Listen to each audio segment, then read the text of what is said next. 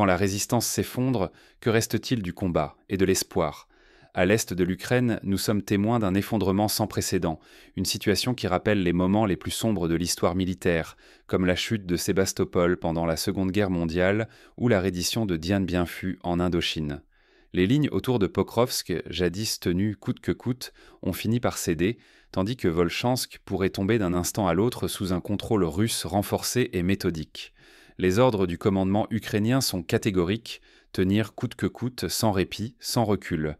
Mais à quoi bon se battre lorsque la logistique s'effondre, que la communication est coupée et que les munitions manquent cruellement? Les promesses de renfort n'arrivent plus. Les soldats sont forcés de s'accrocher à l'espoir ténu que la situation pourrait s'améliorer alors que la survie devient la seule certitude, l'unique horizon. Dans ce chaos, la réalité s'impose brutalement aux soldats. Épuisés, isolés, beaucoup ne voient d'encadre d'autre issue que la reddition. Non par peur, mais par lucidité. L'horizon se réduit à survivre coûte que coûte. On évoque déjà des centaines de soldats ayant déposé les armes près de Pokrovsk, une vague inédite depuis le début de l'année, comparable à la chute de près de 2 bataillons selon les standards de l'OTAN. Les convois de ravitaillement sont systématiquement détruits avant d'atteindre les lignes, transformant chaque position en piège mortel, chaque abri en tombeau potentiel.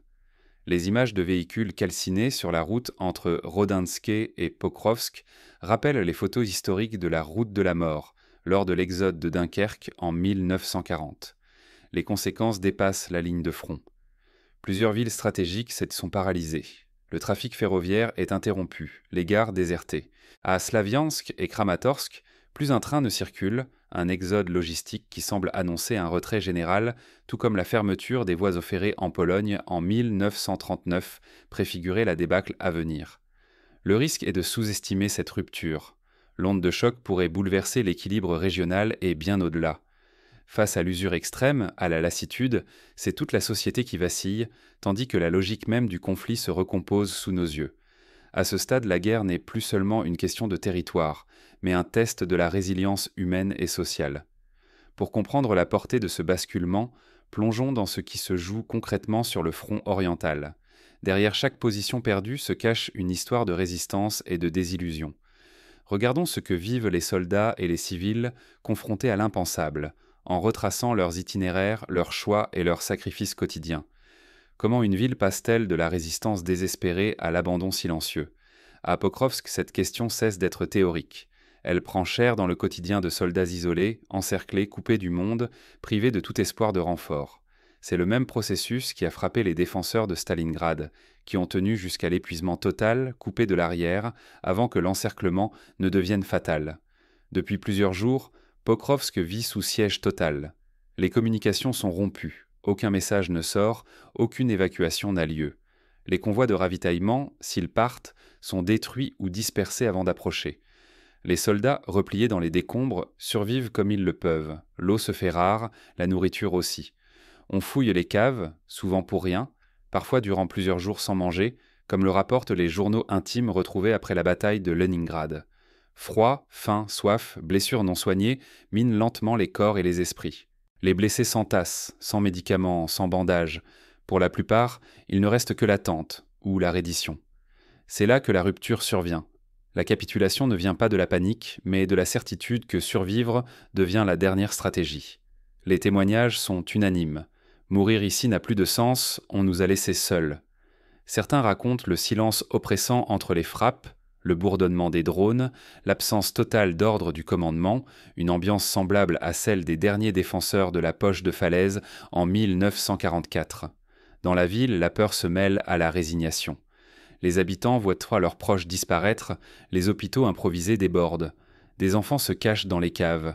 Des mères improvisent des repas avec ce qui reste de farine ou de pommes de terre. Les plus âgés, ayant connu d'autres guerres, murmurent que tout recommence. Ce scénario ne se limite pas à Pokrovsk. À Volchansk, à Mirnograd, à Kherson, le même schéma se répète. Des fronts qui s'effondrent, des villes qui basculent, une tendance claire à la perte de positions clés pour l'Ukraine. Les grandes villes deviennent le théâtre d'une usure où il ne s'agit plus de tenir par conviction, mais de survivre un jour de plus. Certains quartiers de Mirnograd, naguère animés, sont aujourd'hui déserts, les boutiques fermées, les écoles transformées en abris, la vie suspendue à l'attente d'un cessez-le-feu hypothétique. Ce qui se joue dépasse les cartes et les bilans. Il s'agit d'hommes épuisés et d'une société qui craque sous la pression du siège, du manque, de l'isolement. Oublier cette réalité humaine, c'est réduire la guerre à une succession de chiffres sans visage et perdre l'essentiel.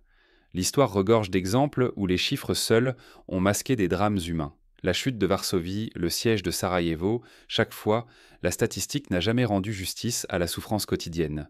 Pourtant, derrière ce drame, un autre basculement s'esquisse déjà. La stratégie militaire elle-même mute, ouvrant peut-être un nouveau chapitre du conflit. Ce bouleversement stratégique n'est pas un accident, mais le fruit de mois d'épuisement progressif. Comment la guerre s'est-elle transformée pour en arriver là ?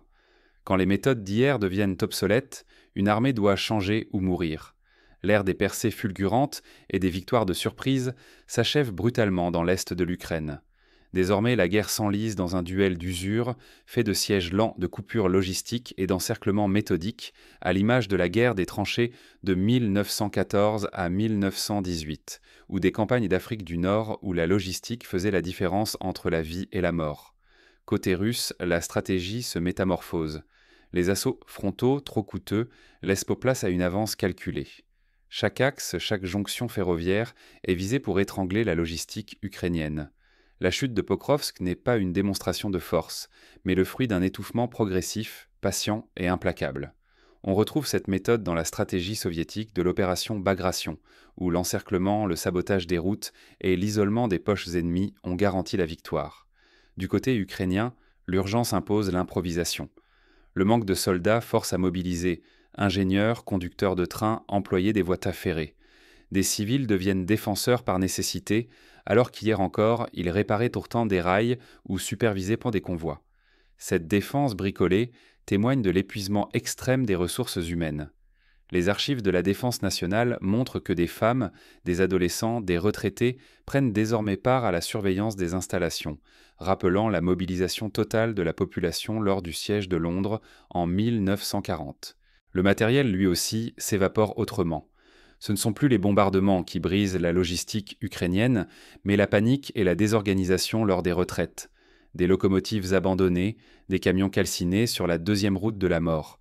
Autant de traces d'une armée débordée où la confusion sème plus de pertes que l'ennemi lui-même.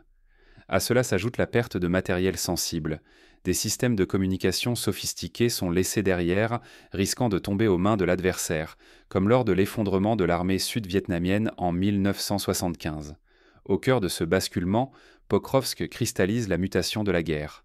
Considérée longtemps comme un rempart inamovible, la ville devient en quelques jours le piège ultime. Coupée des renforts, privée de munitions, elle incarne le choix impossible entre capitulation et anéantissement. Sa valeur stratégique s'efface, laissant place à la logique du symbole, voire du sacrifice politique. Les autorités nationales hésitent entre sauver l'image de résistance et préserver la vie des défenseurs, un dilemme qui a traversé toutes les guerres, de la Crimée à l'Indochine. Les enjeux pour chaque camp n'ont jamais été aussi vertigineux. Si cette guerre d'usure tourne, même légèrement, à l'avantage de l'un, c'est tout l'équilibre du conflit qui s'effondre. Un camp à bout de souffle devra choisir entre la négociation forcée ou l'escalade sans retour. Désormais, le courage ne suffit plus. Seule la capacité à tenir, alors que tout vacille, peut encore décider du sort de la guerre. Dans l'histoire, rares sont les conflits où la résilience collective a permis de surmonter l'effondrement matériel. La défense de Leningrad en est peut-être l'exception la plus notable. Mais ce n'est pas seulement l'équilibre militaire qui vacille. La lassitude, la peur et l'incertitude gagnent la société civile. Derrière les lignes, un autre front s'ouvre, invisible et tout aussi décisif. Les files d'attente devant les boulangeries, les coupures d'électricité récurrentes, les écoles fermées deviennent autant de signes d'un épuisement généralisé. La guerre s'infiltre dans chaque geste du quotidien. Jusqu'à quel point l'Occident est-il prêt à s'impliquer et jusqu'où Moscou pourrait-elle riposter ? À mesure que les lignes de front s'effritent, la guerre s'infiltre sur de nouveaux terrains, politiques, psychologiques, nucléaires. Les débats au sein des chancelleries rappellent ceux qui ont précédé l'intervention de l'OTAN au Kosovo ou les hésitations de la France avant d'entrer dans la Première Guerre mondiale. Les rumeurs s'intensifient autour de l'arrivée prochaine d'instructeurs venus d'Occident, voire de petits groupes déployés discrètement en Ukraine. À Odessa et Nikolaev, des témoignages signalent la présence d'opérateurs étrangers non officiels, alimentant toutes les spéculations. Rien n'est confirmé publiquement, mais sur le terrain, images et récits trahissent une implication occidentale de plus en plus nette. Ce phénomène rappelle le rôle des conseillers militaires américains au Vietnam avant l'intervention officielle. Face à l'effondrement ukrainien, les capitales occidentales débattent en secret d'un saut décisif: contrôler la mer Noire et le ciel pour protéger les routes vitales de Kiev. Cela signifierait renforcer la logistique, mais aussi intercepter drones et missiles russes à l'aide de systèmes anti-aériens occidentaux opérés depuis la Moldavie ou la Roumanie. Pour Moscou, cette ligne rouge effleurée réveille un spectre ancien: la confrontation directe avec l'OTAN. Ces derniers jours, le Kremlin accompagne cette menace de discours sur un possible retour à des essais nucléaires. Les souvenirs de la crise des missiles de Cuba ressurgissent dans les esprits. Dans les médias russes, le ton se durcit. On prépare la société à de nouveaux sacrifices. Une mobilisation silencieuse, massive et rurale s'intensifie. De nouveaux contingents s'entraînent, tandis que les usines tournent à plein régime pour produire drones, munitions et blindés. La course à l'armement s'accélère. Moscou veut transformer sa supériorité en effectif en rouleau compresseur matériel, persuadé que l'endurance primera sur la vitesse.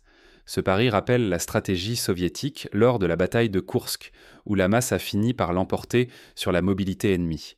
Mais de chaque côté, la lassitude s'installe. À Kiev comme à Moscou, la mobilisation des esprits s'essouffle. Les familles redoutent les nouvelles du front, mais la vie continue, sous une indifférence croissante. Les files d'attente, les coupures d'eau, d'électricité sont devenus le quotidien. Les slogans idéologiques s'effacent devant la routine de la survie. On ne parle plus de victoire, mais de tenir, d'endurer, de s'adapter. Des scènes semblables à celles de l'hiver 1942 à Leningrad s'observent aujourd'hui dans les quartiers périphériques de Kharkiv ou de Dnipro. Le danger désormais, c'est l'engrenage. Un tir imprévu, une intervention trop voyante, et le face-à-face OTAN-Russie ne serait plus théorique. L'Europe pourrait, du jour au lendemain, se retrouver au bord d'un gouffre nucléaire, un scénario que tous redoutent, mais que personne n'exclut plus tout à fait. Les exercices de défense civile reprennent dans plusieurs capitales, rappelant les heures sombres de la guerre froide. Dans ce climat d'incertitude extrême, comment la société peut-elle tenir ? Quelles leçons tirer pour ne pas sombrer dans la fatalité et préparer un lendemain qui ne soit pas seulement la répétition du pire? Face à la lassitude, l'histoire offre quelques pistes. Après la guerre d'Algérie, la société française a dû réapprendre à regarder son passé en face, à dialoguer, à reconstruire le tissu social. De même, après la chute du mur de Berlin, l'Europe de l'Est a traversé des années d'incertitude avant de retrouver une forme de stabilité. Chaque guerre laisse des traces, mais aussi des possibilités de résilience et de réinvention.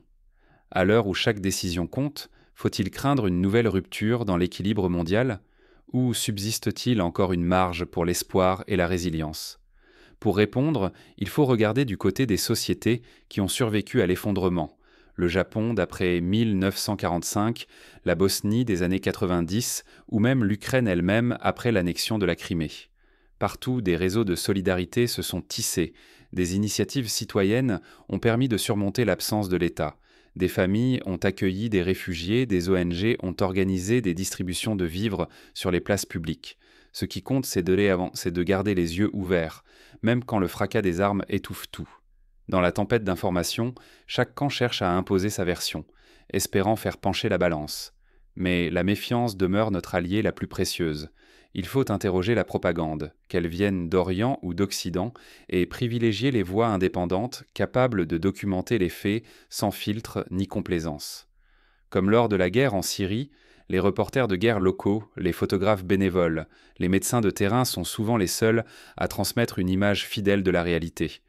Derrière les discours officiels et les bilans invérifiables, la réalité prend forme à travers les récits de ceux qui vivent, fuient ou survivent jour après jour à Pokrovsk ou à Volchansk. Leur résistance ordinaire, leurs peurs, leurs gestes, valent plus que 100 analyses stratégiques. Ce sont leurs histoires qu'on pétrolane, qui percent le brouillard rhétorique des généraux et des politiciens. Une institutrice de Pokrovsk, par exemple, raconte comment elle continue à donner des leçons de mathématiques dans une cave à la lumière d'une bougie pour préserver un semblant de normalité. Dans ce contexte, rester lucide devient un acte de courage. Il ne suffit pas de s'informer. Il faut lire entre les lignes, entendre les silences, peser chaque mot. Croiser les points de vue, confronter les témoignages, prêter attention aux détails qui échappent à la grande histoire. C'est ainsi qu'on évite l'aveuglement et la déshumanisation. En pratique, cela signifie diversifier ses sources d'information, éviter les chaînes d'information en continu qui ressassent les mêmes images et prendre le temps de lire des reportages longs ou d'écouter des podcasts d'analyse. Le défi désormais est de tenir sur la durée. À l'est de l'Ukraine, ce ne sont pas seulement des lignes de front qui s'effondrent, mais aussi la capacité d'endurer, de résister à l'usure quotidienne. La résilience n'est jamais acquise. Elle se construit pas à pas, dans la tête et dans la solidarité, entre voisins ou inconnus, à travers de simples gestes qui permettent de tenir une heure puis un jour de plus.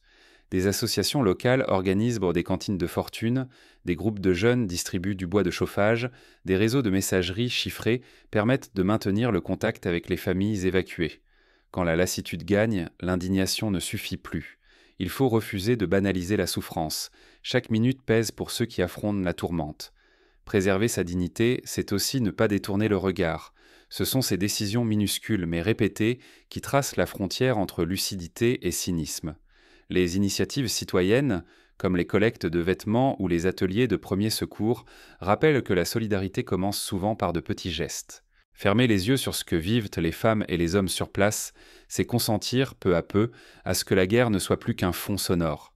Mais l'enjeu est trop grand pour se contenter de titres ou de chiffres. Il s'agit pour chacun de préserver ce lien ténu à la réalité, malgré le déluge d'images et de rumeurs. Chacun peut, à son niveau, soutenir une ONG, relayer des témoignages, ou simplement expliquer la situation à son entourage pour briser l'indifférence. Cet équilibre fragile nous interpelle. Sommes-nous prêts à affronter ce qui vient ? Sommes-nous capables de résister à la tentation du repli, de la résignation ou de la peur ? L'histoire a montré que la vigilance citoyenne, même minoritaire, peut infléchir le cours des événements. Les campagnes antinucléaires des années 80 ont ainsi contribué à limiter l'escalade entre l'Est et l'Ouest. À mesure que les lignes cèdent, la tentation d'escalade grandit, et avec elle les risques d'un dérapage incontrôlé. Jusqu'où la société civile et l'Europe peuvent-elles tenir sans sombrer dans l'indifférence ou la peur ? La réponse dépendra de la capacité collective à maintenir la solidarité, à s'informer, à dialoguer et à refuser la logique du pire. La guerre ne se livre plus seulement dans la boue des tranchées. Elle gagne désormais nos esprits, aussi insidieusement qu'un poison lent. Les réseaux sociaux, les chaînes Telegram, les vidéos YouTube jouent un rôle croissant dans la perception du conflit. Il est crucial d'apprendre à décrypter, à vérifier, à ne pas relayer sans réfléchir. À l'est de l'Ukraine, le conflit n'est plus simplement une lutte pour quelques kilomètres carrés ou une succession de victoires et de défaites. Il expose l'épuisement nerveux, la peur et la lassitude qui rongent les sociétés, sapant peu à peu la volonté de résister, de comprendre, d'agir. Les psychologues de guerre alertent sur l'augmentation des syndromes de stress post-traumatique, non seulement chez les militaires, mais aussi chez les civils, les enfants, les personnes âgées. Chaque attaque, chaque perte d'un bastion, chaque route coupée ou convoi anéanti alimente une spirale d'incertitude. La réalité n'est plus seulement une question de statistiques ou de cartes. Elle débranle nos repères, fracture nos certitudes, met à mal notre empathie. Les familles séparées, les enfants déplacés, les couples déchirés par la mobilisation témoignent de l'ampleur du traumatisme collectif. Les enjeux dépassent largement le Donbass ou la région de Kharkiv. Le choc de cette guerre résonne dans toute l'Europe, questionne nos sociétés civiles et nous oblige à regarder en face la précarité de la paix. Les débats sur l'intervention occidentale, la peur d'une escalade nucléaire, le risque de repli ou d'indifférence ne sont plus théoriques. Ils façonnent, jour après jour, la vie de millions de personnes. Les associations d'accueil de réfugiés, les débats parlementaires sur l'aide militaire, les discussions dans les écoles sur la guerre montrent que chacun est concerné. Dans ce contexte, céder à l'indifférence ou à la routine coûte plus cher que la vigilance. Se détourner de l'information, banaliser la guerre comme une chronique de plus, c'est consentir, peu à peu, à l'érosion de nos valeurs. Notre tâche est d'observer, d'analyser, de comprendre, mais aussi de maintenir vivante cette compassion qui fait la différence entre une société résignée et une société debout. Relire les lettres de soldats du front, visionner les documentaires indépendants, soutenir la presse libre sont autant de moyens de garder vivante notre capacité d'empathie. Au cœur de ce conflit, la première bataille se joue peut-être dans notre attention, notre regard critique, notre refus de laisser la fatigue étouffer notre empathie.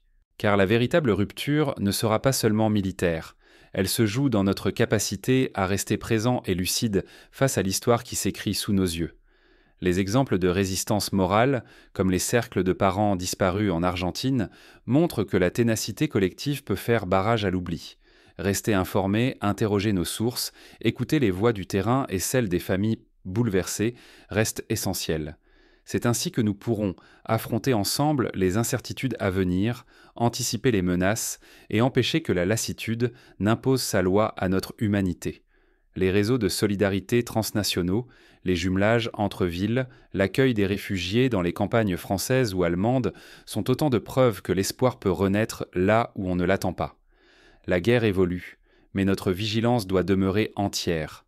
Refusons la cécité, cultivons l'esprit critique et une empathie durable. C'est le prix, aujourd'hui, de la paix de demain. Pour y parvenir, chaque acte compte. S'informer, dialoguer, s'engager, aider, soutenir, ne pas céder à la fatigue ou à l'indifférence. Ce sont ces gestes, multipliés à l'échelle individuelle et collective, qui permettent de préserver le fil de l'espoir et de préparer, malgré tout, un avenir qui ne soit pas seulement la répétition du pire.